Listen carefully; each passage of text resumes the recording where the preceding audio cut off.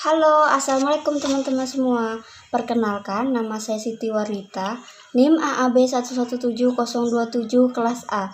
Saya adalah mahasiswa program studi pendidikan Bahasa dan Sastra Indonesia Universitas Palangkaraya. Di video kali ini, saya akan menjelaskan atau memaparkan tentang materi drama, teori, dan praktik pementasan dari buku Dr. Suroso MPD. Baik, saya akan menjelaskan tentang materi pada bab 1, yaitu drama sebagai karya sastra. Drama sebagai salah satu genre sastra memiliki kekhasan dibandingkan dengan genre lain, yaitu puisi dan fiksi. Puisi dalam menyampaikan pesan melalui pemadatan makna dengan membatasi kata dan menyajikan kosakata pilihan yang imajinatif dan menghasilkan multi makna bagi pembacanya.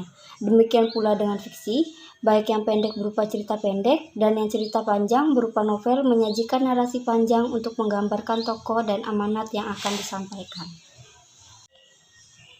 Drama memiliki kekhasan dari sudut pemakaian bahasa dan penyampaian amanatnya. Pemaparan bahasa dalam karya sastra drama berupa pemakaian petunjuk lakuan yang menggambarkan suasana dan penggunaan dialog para tokoh. Drama sebagai karya sastra terbagi menjadi 3 topik bahasan. Yang pertama, drama dan konflik kehidupan. Yang kedua, struktur drama. Dan yang ketiga, unsur pembedaan naskah drama, fiksi, dan puisi. Baik, saya akan menjelaskan topik pembahasan yang pertama, yaitu drama dan konflik kehidupan. Persoalan yang dihadapi dalam naskah drama adalah konflik manusia berupa lakuan yang tercermin dalam dialog dan petunjuk lakuan. Hukum drama, menurut Ferdinand Brunetier, berpokok pada kisah protagonis yang menginginkan sesuatu dan antagonis yang menentang dipenuhinya keinginan itu. Kemudian, topik bahasan yang kedua yaitu struktur drama. Menurut Waluyo, struktur drama terdiri dari penokohan dan perwatakan, plot atau kerangka cerita, dialog atau percakapan, setting atau landasan atau tempat kejadian, tema atau nada dasar cerita, amanat, petunjuk teknis, dan drama sebagai interpretasi kehidupan. Jika dipilah dari struktur fisik dan struktur batin, struktur fisik berupa tokoh, alur, latar, dialog, dan teks samping, sedangkan struktur batin adalah tema dan amanat. Struktur yang pertama, penokohan dan perwatakan, terbagi lagi menjadi 2, yaitu klasifikasi tokoh dan karakteristik tokoh. Klasifikasi tokoh terbagi menjadi 2. Yang pertama, berdasarkan peran terhadap jalan cerita, terdapat tokoh protagonis, antagonis, dan tritagonis. Kemudian berdasarkan peran dan fungsinya dalam lakon, terdapat tokoh sentral, tokoh utama, dan tokoh pembantu.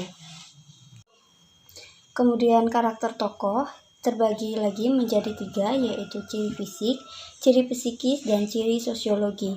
Ciri fisik yaitu ciri-ciri yang dapat dilihat dari bentuk tubuh, wajah, dan warna suara. Kemudian ciri psikis yang berkaitan dengan watak, kegemaran, standar moral, temperamen, ambisi, cita-cita, dan kompleks psikologis yang dialami oleh tokoh. Kemudian ciri sosiologi yaitu yang berkaitan dengan keadaan sosiologis tokoh seperti status sosial dan jabatan, kelas sosial, ras, agama, dan ideologi. Kemudian kita lanjutkan yaitu struktur yang kedua, yaitu plot atau kerangka cerita.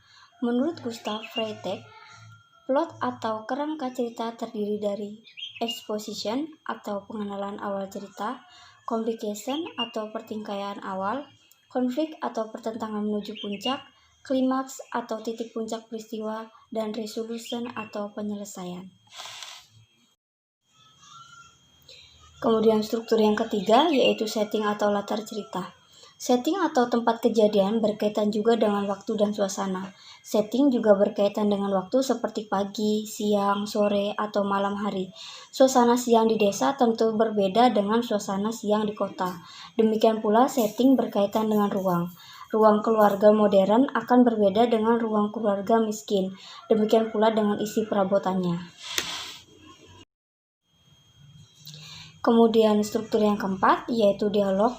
Ciri khas naskah drama adalah pemakaian dialog. Penulis menggunakan ragam lisan untuk menuliskan dialog. Pemakaian ragam lisan sesuai dengan jiwa naskah drama yang nanti akan diangkat dalam bentuk pentas.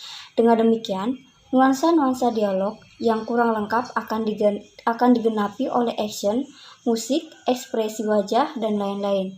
Jiwa sebuah naskah akan nampak jika dipentaskan. Kemudian struktur yang kelima, yaitu petunjuk lakuan atau petunjuk teknis.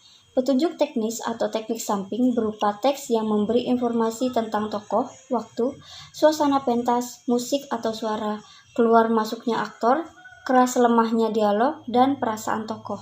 Teks samping ditulis berbeda dengan teks dialog, bisa berupa huruf besar semua atau huruf miring. Kita lanjutkan topik bahasan yang terakhir, yaitu unsur pembeda naskah drama, fiksi, dan puisi. Unsur pembeda naskah drama terletak pada pemakaian petunjuk lakuan dan dialog.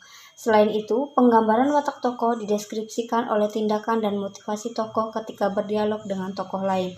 Bahasa teks drama cenderung lisan seperti orang berbicara. Teks fiksi bersifat naratif dalam mendeskripsikan tokoh, latar, dan jalannya cerita. Dalam teks, penulis banyak memanfaatkan gaya bahasa dan menggunakan sudut pandang akuan, diaan, dan maha tahu. Teks puisi lebih padat bentuknya dibandingkan dengan teks drama dan teks fiksi. Teks puisi menggunakan diksi atau pilihan kata yang bermakna padat, bahkan menimbulkan tafsir multimakna. Teks puisi menggunakan berbagai gaya bahasa. Persamaan antara teks drama, fiksi, dan puisi sebagai karya sastra selalu berhubungan dengan tokoh, yang dalam puisi bisa disebut aku lirik. Dalam drama dan fiksi memiliki tokoh, jalan cerita, latar, dan tema. Dalam fiksi ada sudut pandang penulis sebagai aku, dia, dan maha tahu.